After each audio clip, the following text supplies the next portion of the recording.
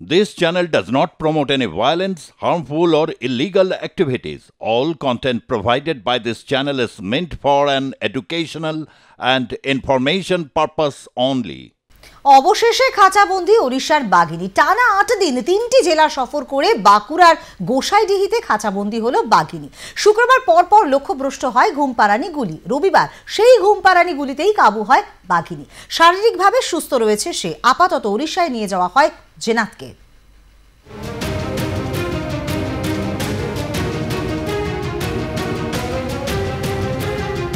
অবশেষে খাঁচাবন্দি হলো জিন্নাত।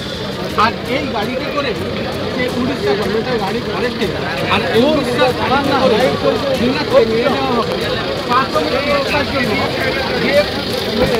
একটি ফরেস্টের অফিসে। এবং সেখানেই চিকিৎসা করার পর যখন এই জিন্নাত সুস্থ হয়ে উঠবে তারপরই সেই জিন্নাতকে আবার পুনরায় কোথায় ছেড়ে দেওয়া হয় সেটা নিয়েই এখন ডিএফও সাহেব বা সিসিএফ সাহেব বনকর্মী বন আধিকারিকরা জানিয়েছেন যে উচ্চপদস্থ আধিকারিকরা যখন তাদের নির্দেশ দেবেন যে জায়গায় ছেড়ে দিতে ঠিক সেই জায়গাতেই ছেড়ে দেবেন এই খাঁচাবন্দি জিন্নাতকে। বাঁকুড়া থেকে মিলন কর্মকার, আপনার।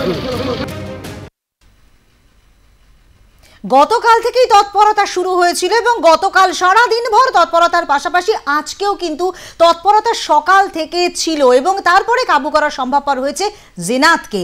আমরা আমাদের প্রতিনিধি মিলন কর্মকারের সঙ্গে সরাসরি কথা বলবো এবং আজকের এই যে তৎপরতা, মিলন, সকাল থেকে তুমি দেখেছো, ইনফ্যাক্ট গতকাল থেকেই কিন্তু এই যে তৎপরতা আমরা লক্ষ্য করতে পেরেছি এবং আজকে কাবু করা সম্ভবপর হলো।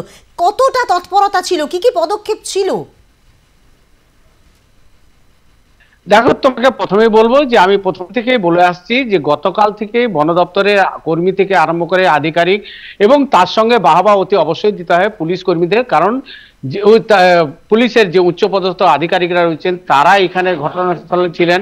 কারণ যে যাতে কোনো অপ্রীতিকর ঘটনা না ঘটে তার জন্য পুলিশের নিরাপত্তা বাড়ানো হয়েছিল এবং রাখা হয়েছিল।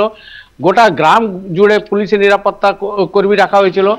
বনকর্মী, বন আধিকারিকরা, এখানে উচ্চপদস্থ বন আধিকারিকরা তারাও কিন্তু গতকাল থেকে এখানে ছিলেন এবং সারা রাত ধরেই এক কথায় বললে চলে যে বাঘিনীকে বাগে আনতে তারা তৎপরতা ছিলেন।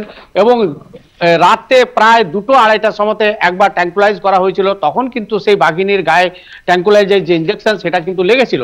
তারপর থেকে বাঘিনী সেই রাতের অন্ধকারে গর্জন দিচ্ছিল এবং জঙ্গলের মধ্যেই দাপিয়ে বেড়াচ্ছিল। কিন্তু রাতের অন্ধকারে তার সামনে যাওয়া সম্ভব হয়ে উঠছিল না। কারণ যতক্ষণ না বাঘিনী শান্ত হয়ে আসছে বা অচৈতন্য অবস্থা রয়েছে ততক্ষণ কিন্তু কাছে যাওয়া যাচ্ছিল না। তো সারা রাতের পর একটি ওই জঙ্গলের মধ্যে ছোট্ট একটি ডোবা ছিল, জলাশয় ছিল, সেই জলাশয়ের কাছে গিয়ে গুপ্তি মেরে সেখানে শুয়ে পড়ে। তারপরে কোনো মতেই সেখানে যাওয়া যাচ্ছিল না। কাঁটা জঙ্গল ছিল, বাঁশ ঝোড় ছিল, অনেক ছোট ছোট গাছ ছিল, কাঁটা বহুল, সেগুলিতে পার করে যাওয়া যাচ্ছিল না। কিন্তু দুপুরের পর থেকে প্রায় 1টার পর থেকে বললেই চলে একবারে যুদ্ধ তৎপরতার সঙ্গে বনকর্মী থেকে পুলিশ কর্মী সকলেই কিন্তু সেই জিন্নাতকে ধরার জন্য চারিদিক থেকে একবারে নাকাবন্দি বললেই চলে, সেকে নাকাবন্দি করে ফেলেছিল।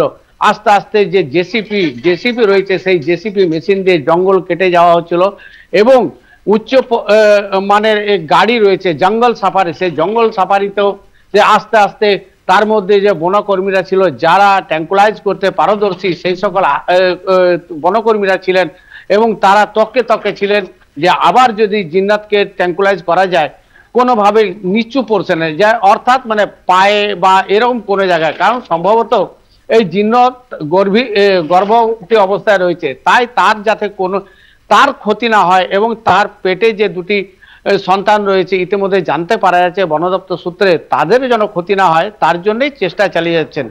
অবশেষে যখন বিকেল 4টা পেরিয়ে যায় তখন কিন্তু জিন্নাতকে অবশেষে বনকর্মীরা নিজেদের আয়ত্তে এনে নিয়েছিলেন।